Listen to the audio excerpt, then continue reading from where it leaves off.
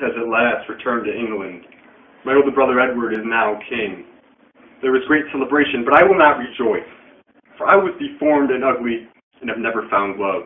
Therefore I vow that all around me shall be miserable as I am. My ultimate goal is to be king, and nothing shall stand in my way. I have spoken with Lady Anne, who at first repulsed me, and curses me as the murderer of her husband and father-in-law. I ask her to forgive me, out of charity, but she persists. Finally, I give her my sword, telling her to kill me, for I don't want to live if she hates me. Just when it seems that she will thrust that sword into me, I confess that I killed them out of passion for Anne herself. She drops the sword. I slip my ring on her finger and ask her to marry me. Now my brother, King Edward IV, has taken ill. His wife, Elizabeth, fears for her safety and that of her sons if I become king. My older brother, Gareth, has been imprisoned by my order, and I have hired him to be murdered. But Clarence refuses to believe that I am responsible for his troubles. I have convinced King Edward that he is responsible for Clarence's death. His guilt causes him great stress. He is already ill, and his death comes soon. Next in line to be king is his son Edward, who is still too young to reign, so I shall reign in his stead as Lord Protector. Buckingham has been enlisted to help me become king.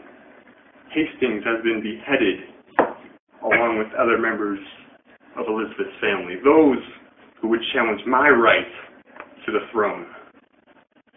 Buckingham and I have tricked the Lord Mayor to request that I become king. At first I refused, saying not to want to be king. But finally, after Buckingham makes a show, pleading me to accept, I do. Now the threats to my throne are the young sons of Edward. Buckingham has refused to kill them, but Tyrell has been eager to help.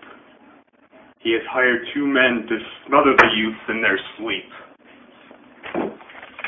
In an attempt to solidify my claim to the crown, I will ask Edward's daughter, Elizabeth, to be my wife. But first, Anne must be gotten rid of. Anne has fallen ill and has died. Some say she was poisoned, and I am to blame. Elizabeth has spurned my offer of marriage and instead has married Richmond, who is challenging me for my throne. I've had Buckingham beheaded for his traitorous acts, and now Richmond's army marches to meet mine in battle. I wake up sweating and terrified. I dreamed of ghosts haunting me for the terrible deeds that I have done. What do I fear? Myself? I'm the only one here. Am I a murderer? No. Yes, I am. But what evidence is there? They say I poisoned Anne. But did I? An autopsy showed traces of arsenic in his blood. She was ill, of course, as was my brother Edward. One could say she died naturally. My other brother Clarence was executed while imprisoned, but I convinced Edward that he was responsible, and I even have an order signed by him. Now some say forged signature, but handwriting analysis confirmed it's not. As for Edward's sons, apparently they died in their sleep. Although there was evidence of foul play, imprints were found in the thick carpet made by someone quite heavily, and possibly Tyrell. The older boy, Edward, has blood on his fingerprints from an attempt to defend himself, but it wasn't my blood as proved by a DNA test, electrophoresis testing, which was done. Others have died by my order, mostly beheadings, including even my trusted ally, Buckingham.